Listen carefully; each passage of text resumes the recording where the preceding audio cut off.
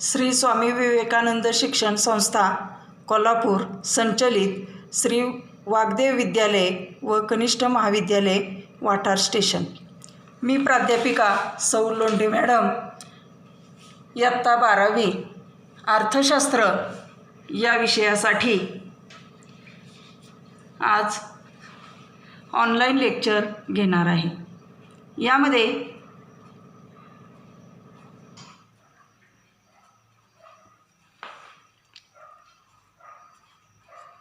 सूक्ष्म अर्थशास्त्र आणि स्थूल अर्थशास्त्र याचा परिचय हे प्रकरण आपण सुरू केलेलं आहे।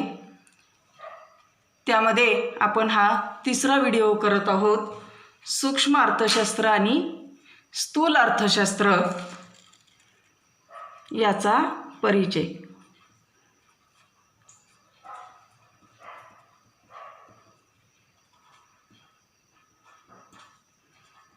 आणि स्थूल अर्थशास्त्र याचा परिचय। या प्रकरणातील आपण सूक्ष्म अर्थशास्त्र म्हणजे काय, सूक्ष्म अर्थशास्त्राचा अर्थ, व्याख्या, वैशिष्ट्ये हा भाग अभ्यासलेला आहे। या व्हिडिओमध्ये आपण सूक्ष्म अर्थशास्त्राचे महत्त्व अभ्यासणार आहोत आणि स्थूल अर्थशास्त्र याचाही अभ्यास करणार आहोत। यामध्ये सूक्ष्म अर्थशास्त्राचे महत्त्व, सूक्ष्म अर्थशास्त्राचे महत्त्व म्हणजे हे अर्थशास्त्र उपयुक्त कोणास आहे, त्याचे महत्त्व काय आहे। अर्थशास्त्र हे एक व्यावहारिक शास्त्र आहे आणि यामुळे जो आपण अर्थशास्त्रामध्ये ज्या ज्या घटकांचा, संकल्पनांचा अभ्यास करतो त्याचा व्यवहारात उपयोग हा होत असतो आणि म्हणून अर्थशास्त्र हे एक व्यावहारिक शास्त्र म्हणून ओळखलं जातं। यामध्ये सूक्ष्म अर्थशास्त्राचे महत्त्व, यामध्ये पहिलं आपल्याला असं सांगता येईल की किंमत निश्चितीसाठी सूक्ष्म अर्थशास्त्र महत्त्वाचे आहे। किंमत निश्चिती याआधीही मी तुम्हाला बऱ्याच वेळेला सांगितलेलं आहे की वस्तूची किंमत कशी निश्चित होते, उत्पादन घटकाची किंमत कशी निश्चित होते, याचे स्पष्टीकरण करण्यास सूक्ष्म अर्थशास्त्र हे उपयुक्त ठरते आणि म्हणून सूक्ष्म अर्थशास्त्राचं महत्त्व आहे। दुसरा मुद्दा आहे तो म्हणजे मुक्त बाजार यंत्रणा। मुक्त बाजार यंत्रणा समजण्यासाठी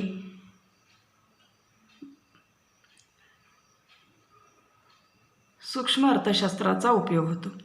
तर मुक्त बाजार यंत्रणा, मुक्त अर्थव्यवस्था, बाजार अर्थव्यवस्था म्हणजे काय, तर निरहस्तक्षेप नीती, शासनाचा कोणताही हस्तक्षेप असत नाही। यामध्ये मुक्त बाजारपेठ ही एक अशी बाजारपेठ आहे की ज्यामध्ये उत्पादनाबाबत कोणते उत्पादन करावे, कसे उत्पादन करावे, कोणते उत्पादन करावे, कोणते, कसे, केव्हा, कोठे याबाबत वैयक्तिक खाजगी पातळीवर निर्णय घेतले जातात। सरकार यामध्ये कोणत्याही प्रकारचा हस्तक्षेप करीत नाही। यालाच मुक्त बाजार अर्थव्यवस्था किंवा मुक्त बाजारपेठ असे म्हणतात आणि ही समजण्यासाठी सूक्ष्म अर्थशास्त्राचा उपयोग होतो। तिसरा मुद्दा आहे तो म्हणजे विदेशी व्यापार। विदेशी व्यापार म्हणजे आयात निर्यात। आयात निर्यात करत असताना याच्यावर जे कर लादले जातात किंवा आयात कर, निर्यात कर हा जो कर असतो तो दोन देशांच्या चलनाची, विनिमय दराची निश्चिती केल्यानंतर हा दर निश्चित होत असतो आणि म्हणून हे जे आयात कर आहेत त्या करामुळे किंवा निर्यात करामुळे कोणते फायदे होतात, त्याचा परिणाम कोणता होतो, कोणत्या करामध्ये सवलत दिल्यामुळे कोणत्या गटातील व्यक्तींना त्याचा फायदा होईल हे समजण्यासाठी, म्हणजे विदेशी व्यापारातील विविध पैलू जे आहेत, फायदे, आंतरराष्ट्रीय व्यापाराचे फायदे, विनिमय दराची निश्चिती, आयात निर्यात कराचे परिणाम हे अभ्यासण्यासाठी सूक्ष्म अर्थशास्त्राचा उपयोग होतो. आणि म्हणून विदेशी व्यापार समजण्यासाठी, त्याचे फायदे तोटे समजण्यासाठी सूक्ष्म अर्थशास्त्राचा उपयोग होतो. चौथं महत्त्व आहे ते म्हणजे या अर्थशास्त्रामुळे आर्थिक प्रारूपांची निर्मिती झाली. आर्थिक प्रारूपांची निर्मिती म्हणजे अर्थशास्त्रातील संज्ञा, संकल्पना, उत्पन्न, बचत, गुंतवणूक, भांडवल या ज्या संज्ञा आहेत, या ज्या संकल्पना आहेत, या संकल्पना सूक्ष्म अर्थशास्त्रामुळे याचं विश्लेषण सोपं झालं, समजण्यास उपयोग झाला. महत्त्वपूर्ण योगदान म्हणजे या संकल्पना समजण्यासाठी सूक्ष्म अर्थशास्त्राचं योगदान हे महत्त्वपूर्ण आहे. 5. व्यावसायिकांना निर्णय घेण्यासाठी, व्यावसायिकांना निर्णय घेण्यासाठी सूक्ष्म अर्थशास्त्राचा उपयोग होतो.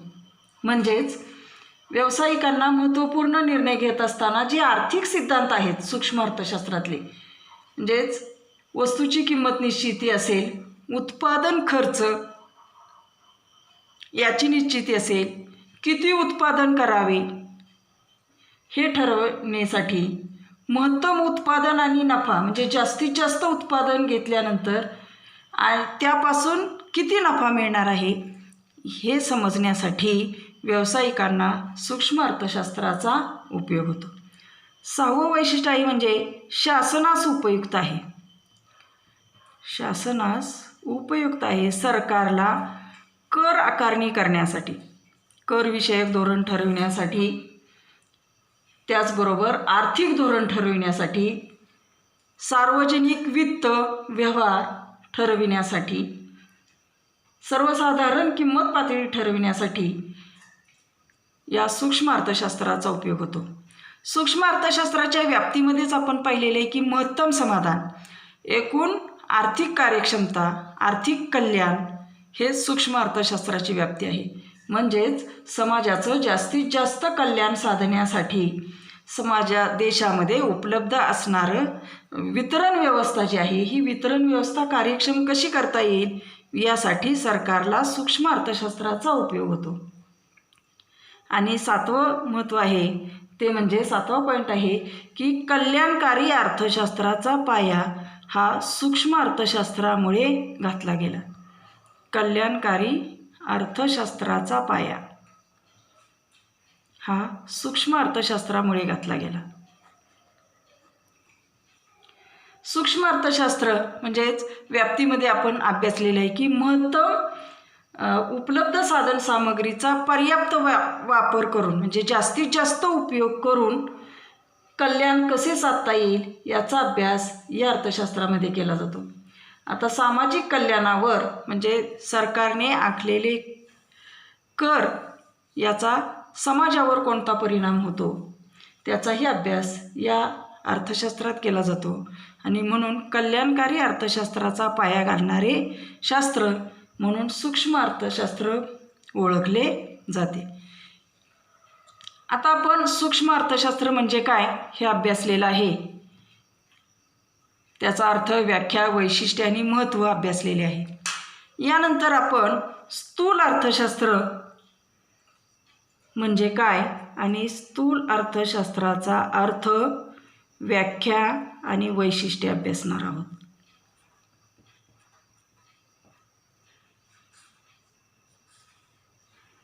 स्थूल अर्थशास्त्र सुरुवातीलाच तुलना करत असताना मी तुम्हाला सांगितलेलं होतं की मोठा घटक किंवा समग्र घटकांचा अभ्यास म्हणजे स्थूल अर्थशास्त्र होय. तर समग्र किंवा मोठा घटक म्हणजे कोणता घटक, तर सूक्ष्म अर्थशास्त्र म्हणजे अर्थव्यवस्थेतील वैयक्तिक आर्थिक घटक, तर स्थूल अर्थशास्त्र म्हणजे संपूर्ण अर्थव्यवस्थेचा अभ्यास, संपूर्ण अर्थव्यवस्थेचा याचा अभ्यास करणे म्हणजे स्थूल अर्थशास्त्र होय. यालाच इंग्रजीमध्ये आपण पाहिलेले मॅक्रो इकॉनॉमिक्स असे म्हणतात. हे सुरुवातीलाच झालेले मॅक्रॉस या ग्रीक शब्दापासून हा शब्द तयार झाला. संपूर्ण अर्थव्यवस्थेचा अभ्यास करणारे शास्त्र म्हणजे स्थूल अर्थशास्त्र. आता संपूर्ण अर्थव्यवस्थेचा अभ्यास करणारी ही एक शाखा आहे. जसं सूक्ष्म अर्थशास्त्र ही एक शाखा आहे, तशीच आधुनिक अर्थशास्त्राची स्थूल अर्थशास्त्र ही एक शाखा आहे. या अर्थशास्त्रामध्ये कोणकोणत्या घटकांचा अभ्यास केला जातो? तर उदाहरणार्थ एकूण मागणी, एकूण पुरवठा, एकूण रोजगार,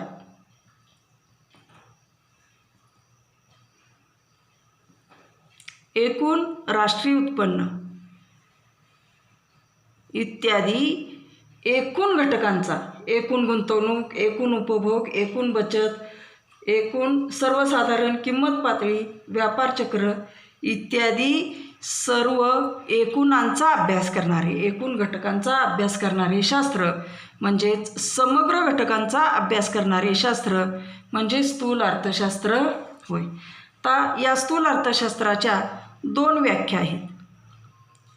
यामध्ये पहिली व्याख्या आहे ती म्हणजे प्राध्यापक J.L.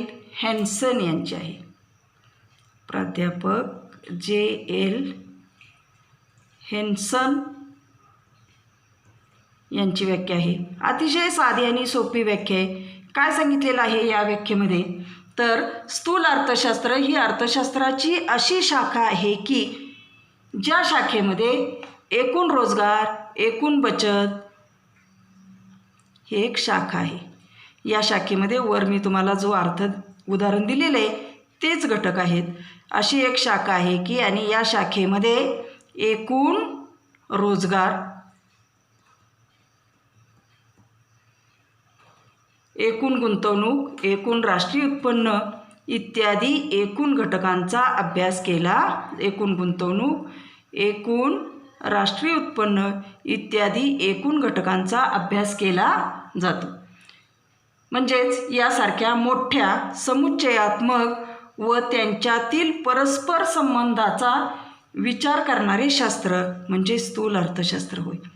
यांच्यातील एकूणांचा, समुच्चयात्मक घटकांचा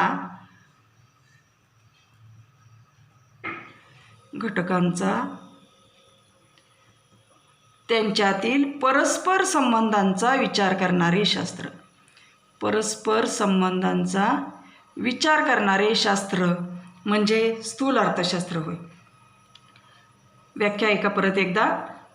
अर्थशास्त्र ही एक अशी शाखा आहे की या शाखेमध्ये एकूण रोजगार, एकूण बचत, एकूण गुंतवणूक, एकूण राष्ट्रीय उत्पन्न यासारख्या मोठ्या समुच्चयात्मक घटकांचा व त्यांच्या परस्पर संबंधांचा विचार करणारी शाखा म्हणजे स्थूल अर्थशास्त्र होय. तुम्हाला एक मी उदाहरण सांगेन ही व्याख्या अभ्यासताना. एकूण पुरवठा आहे. एकूण पुरवठा म्हणजे काय? तर त्याचं सूत्र आहे की O बरोबर म्हणजे एकूण पुरवठा बरोबर F ब्रॅकेटमध्ये NLKT म्हणजे एकूण पुरवठा. आता एकूण मागणी, एकूण गुंतवणूक, एकूण राष्ट्रीय उत्पन्न अशा एकूण घटकांचा अभ्यास. त्या पद्धतीने एकूण पुरवठा FNLKT. नैसर्गिक साधन O म्हणजे एकूण पुरवठा टोटल आउटपुट, F म्हणजे फंक्शन, N नॅचरल रिसोर्स नैसर्गिक साधनसामग्री, L लेबर स्टॉक श्रमाचा साठा, K कॅपिटल स्टॉक भांडवलाचा साठा आणि T टेक्नॉलॉजी. तर यामध्ये नैसर्गिक साधनसामग्री, श्रमाचा साठा, भांडवलाचा साठा आणि तंत्रज्ञान या सर्वांचं फंक्शन, एकमेकावर होणारा परिणाम म्हणजे परस्पर संबंध म्हणजे एकूण पुरवठा होईल. या सर्व घटकावर एकूण पुरवठा अवलंबून असतो. उदाहरणार्थ नैसर्गिक साधनसामग्री भरपूर आहे, परंतु त्याचा उपयोग करून घेण्यासाठी श्रमाचा साठा भरपूर असला पाहिजे. श्रम हे गुणवत्ताधारक असले पाहिजे, कार्यक्षम लोकसंख्या असली पाहिजे. भांडवलाचा साठा असेल तर नैसर्गिक साधनसामग्रीचा उपयोग करून घेता येईल. म्हणजे हा एक घटक असून एकूण पुरवठा वाढणार नाही, तर हे चारही घटक याचा एकमेकाशी परस्पर संबंध कसा आहे याच्यावर एकूण पुरवठा अवलंबून असतो. म्हणून हे उदाहरण म्हणून मी तुम्हाला सांगितलेले. या व्याख्येमध्ये हे स्पष्ट केलेले की अर्थशास्त्र ही एक अशी शाखा आहे की एकूण रोजगार, एकूण गुंतवणूक, एकूण राष्ट्रीय उत्पन्न अशा समुच्चयात्मक, एकूण म्हणजे समुच्चयात्मक घटकांचा आणि त्यातील परस्पर संबंधांचा अभ्यास करणारे शास्त्र आहे. ही पहिली व्याख्या आपण अभ्यासलेली. दुसरी व्याख्या आपल्याला सांगता येते ते म्हणजे प्राध्यापक कार्ल शॅपिरो यांनी सांगितलेली व्याख्या. ही व्याख्या ही अतिशय सोपी आहे की स्थूल अर्थशास्त्र म्हणजे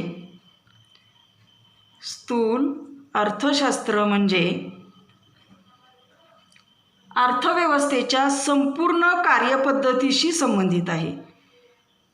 स्थूल अर्थशास्त्र म्हणजे अर्थव्यवस्थेच्या संपूर्ण कार्यपद्धतीशी, तर संपूर्ण कार्यपद्धतीशी संबंधित आहे. म्हणजेच या अर्थशास्त्रामध्ये देशाच्या पातळीवरील जे प्रश्न आहेत, अर्थव्यवस्थेशी संबंधित ज्या बाबी आहेत त्याचा अभ्यास हा स्थूल अर्थशास्त्रामध्ये केला जातो. आणि म्हणून स्थूल अर्थशास्त्र हे अर्थव्यवस्थेच्या संपूर्ण कार्यपद्धतीशी संबंधित आहे.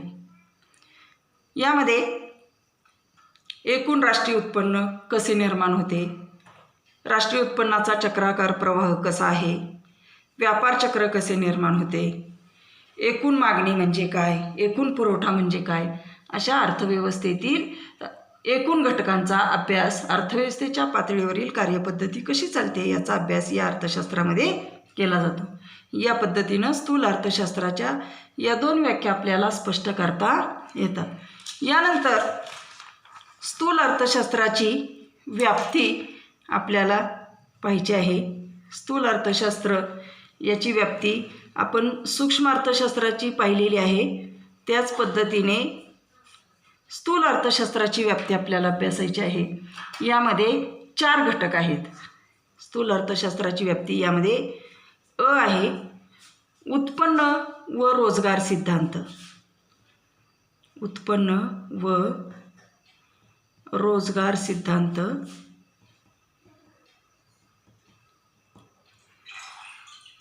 आहे सर्वसाधारण किंमत सिद्धांत व भाववाढ. सर्वसाधारण किंमत सिद्धांत व भाववाढ. मी हे तुम्हाला या ठिकाणी लेखन करून अशासाठी दाखवते की तुमच्याकडे या नोट्स तशाच राहाव्यात, तुम्हाला त्याचा अभ्यास करता यावा. आहे आर्थिक वृद्धी व विकासाचे सिद्धांत. आर्थिक वृद्धी व विकासाचे सिद्धांत.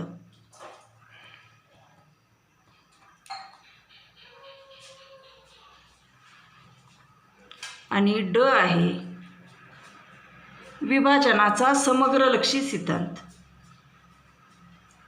विभाजनाचा समग्रलक्षी सिद्धांत.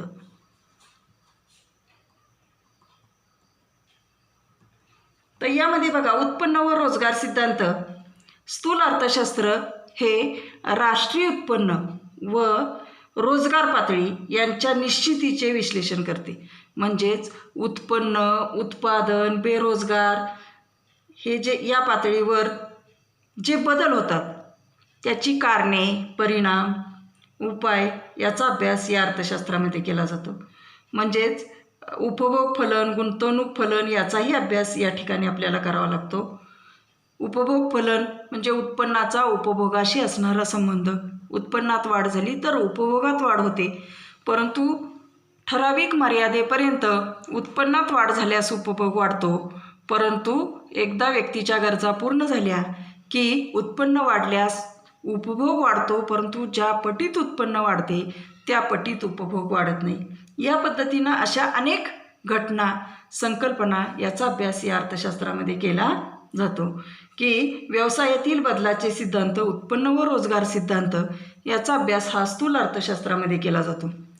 दुसरा आहे ते म्हणजे सर्वसाधारण किंमत सिद्धांत व भाववाढ.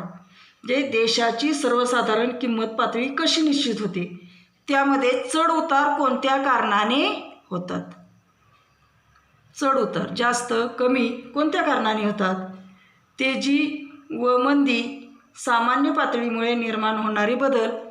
तेजी मंदी म्हणजे व्यापार चक्र, तेजीची परिस्थिती म्हणजे रोजगार जास्त, उत्पादन जास्त, मागणी जास्त, या पद्धतीने तेजीची परिस्थिती असते.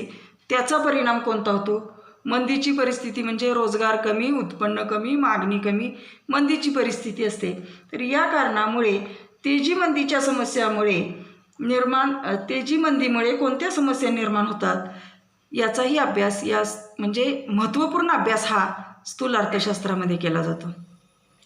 तिसरा आहे आर्थिक वृद्धी व विकासाचे सिद्धांत. स्थूल अर्थशास्त्रात विकसित आणि विकसनशील देशात विकासासंबंधी सिद्धांताचा समावेश होतो. यामध्ये विकसनशील देशामध्ये विकासाचा वेग वाढविण्यासाठी त्याची रचना कशी असली पाहिजे, ते सातत्याने दीर्घकाळपर्यंत संख्यात्मक उत्पादनात वाढ होणे, दीर्घकाळपर्यंत राष्ट्रीय उत्पन्नात वाढ होणे, आर्थिक वृद्धीनंतर आर्थिक विकास होतो. मग या आर्थिक विकासाचा वेग वाढविण्यासाठी आर्थिक वृद्धीमध्ये कशी वाढ केली पाहिजे, त्याची व्यूहरचना या स्थूल अर्थशास्त्रामध्ये सुचवली जाते. आणि चौथा आहे ते म्हणजे विभाजनाचा समग्रलक्षी सिद्धांत. यामध्ये स्थूल अर्थशास्त्र हे एकूण देशाचे जे उत्पन्न आहे या उत्पन्नाचे विभाजन होते. म्हणजे राष्ट्रीय उत्पन्नातील, एकूण राष्ट्रीय उत्पन्नातील खंड, वेतन, व्याज, नफा याच्याशी संबंधित सापेक्ष भागाशी किंवा याच्याशी संबंधित असणारे शास्त्र म्हणजे हे स्थूल अर्थशास्त्र होय. या पद्धतीनं स्थूल अर्थशास्त्राची आपल्याला व्याप्ती सांगता येते. यानंतर आपण स्थूल अर्थशास्त्राची वैशिष्ट्ये अभ्यासणार आहोत. स्थूल अर्थशास्त्राची वैशिष्ट्ये.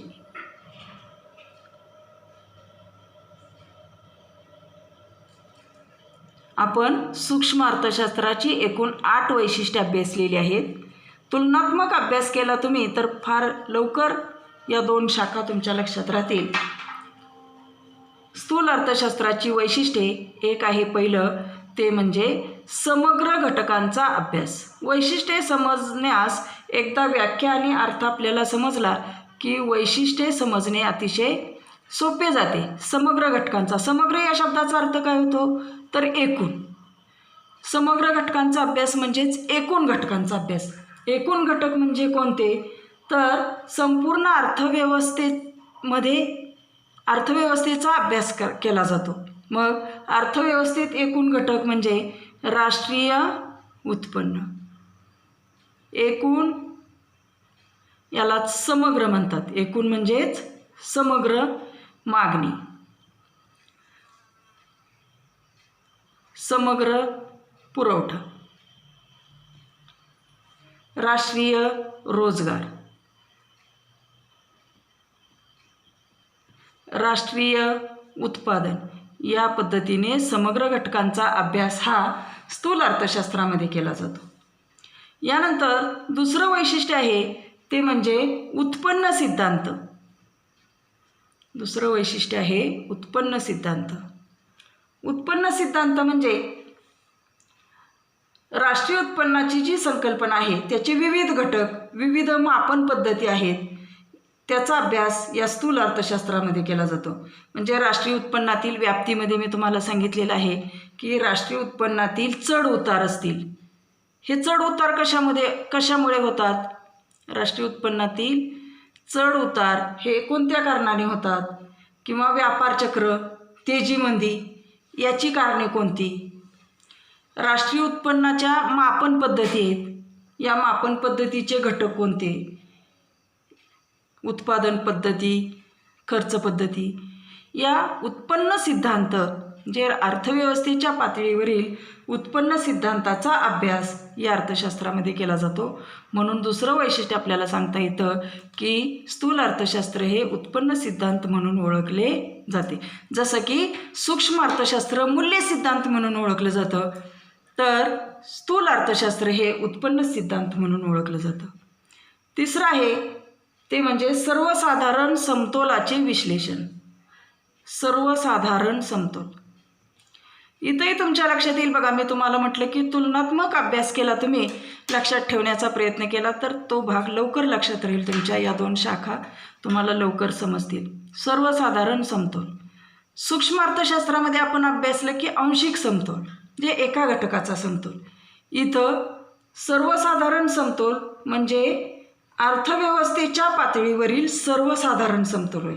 संपूर्ण अर्थव्यवस्थेशी निगडीत मागणी, पुरवठा, किंमत यांच्या वर्तनाशी निगडीत असणारा अभ्यास या अर्थशास्त्रामध्ये केला जातो. एकूण घटकांच्या वर्तनाशी, त्यांच्या कार्यपद्धतीशी संबंधित असणारे हे शास्त्र आहे. म्हणून या ठिकाणी सर्वसाधारण समतोलाचा अभ्यास केला जातो. हे तिसरं वैशिष्ट्य आपल्याला सांगता येतं. चौथं वैशिष्ट्य आहे ते म्हणजे परस्परावलंबन.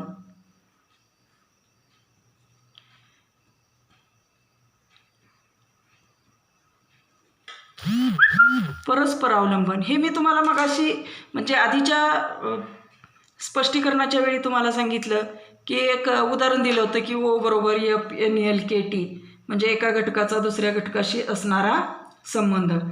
तसंच हे स्थूल अर्थशास्त्र हे परस्परावलंबन जे घटक आहेत एका घटकाचा दुसऱ्या घटकावर जो परिणाम होतो त्याचा अभ्यास केला जातो. म्हणजेच बघा, उदाहरणार्थ उत्पन्न, उत्पादन, रोजगार, गुंतवणूक,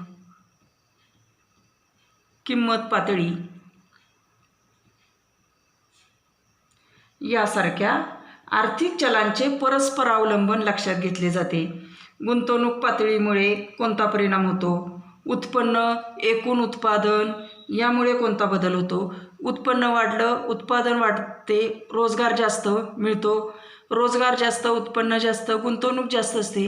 या पद्धतीने आर्थिक वृद्धीच्या पातळीवर शेवटी म्हणजे देशाची आर्थिक वृद्धी होत असताना एका घटकाचा दुसऱ्या घटकावर होणारा परिणाम हा स्थूल अर्थशास्त्रामध्ये अभ्यासला जातो. पाचवं वैशिष्ट्य आपल्याला सांगता येतं ते म्हणजे राशी पद्धत. राशी पद्धत म्हटलेले याला, स्थूल अर्थशास्त्राला राशी पद्धत असं म्हटलेले. का म्हटलेले तर सूक्ष्म अर्थशास्त्राला आपण काय म्हटलेले बघा, तुमच्या लक्षात येते का, विभाजन पद्धत म्हटलेले, स्लायसिंग मेथड. तर राशी पद्धत स्थूल अर्थशास्त्राला म्हटलेले. ते स्थूल अर्थशास्त्रात राशी पद्धतीचा उपयोग केला जातो.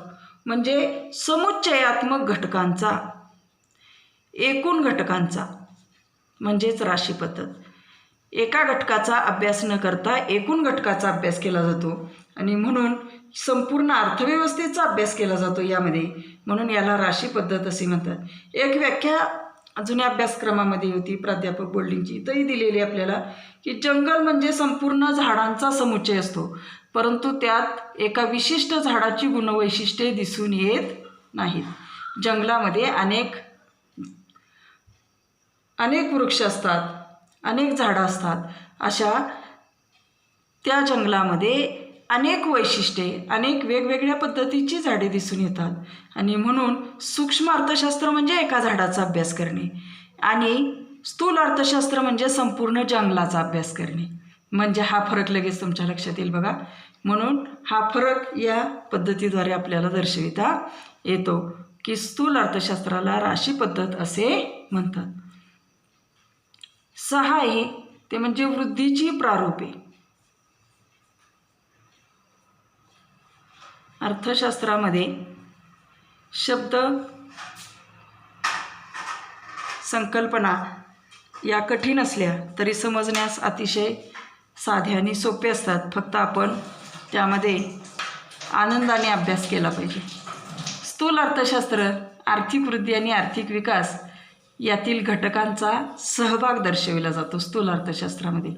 स्थूल अर्थशास्त्र आर्थिक वृद्धीची प्रारूपे विकसित करण्यासाठी मदत करते आणि म्हणून विकासाच्या वृद्धीसाठी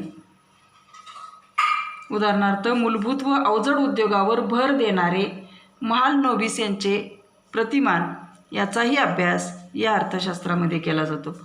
म्हणजेच आर्थिक वृद्धीची प्रारूपं जी आहेत ती विकसित करण्यासाठी स्थूल अर्थशास्त्राचा उपयोग होतो.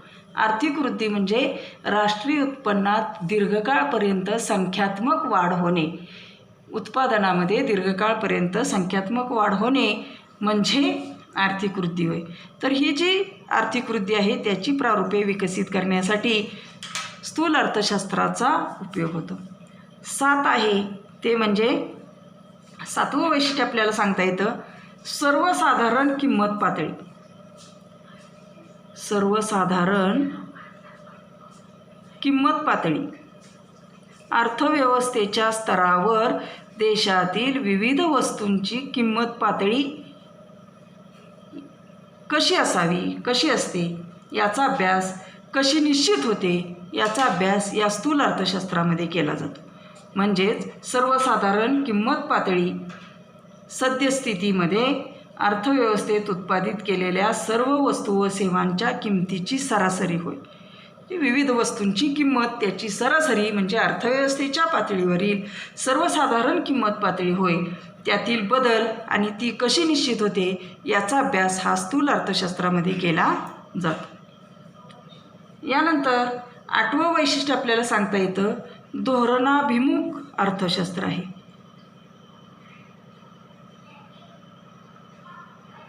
धोरणाभिमुख असणारे शास्त्र म्हणजे स्थूल अर्थशास्त्र होय.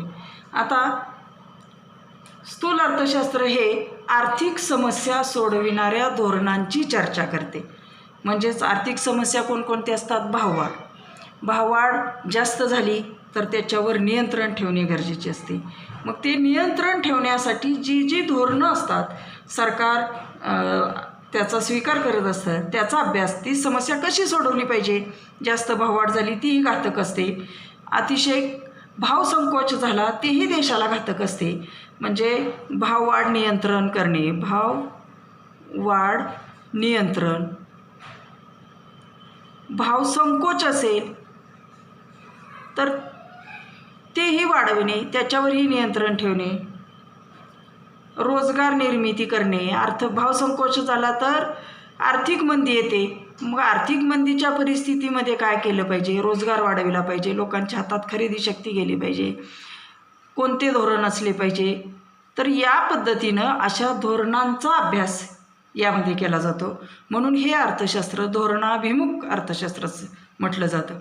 करविषयक धोरण आखणे, विकासाविषयक धोरण आखणे, राष्ट्रीय उत्पन्न वाढविण्यासाठी धोरण आखणे, भाववाढीवर नियंत्रण ठेवणे इत्यादी धोरणाभिमुख असणारे शास्त्र म्हणजे स्थूल अर्थशास्त्र म्हणून ओळखले जाते.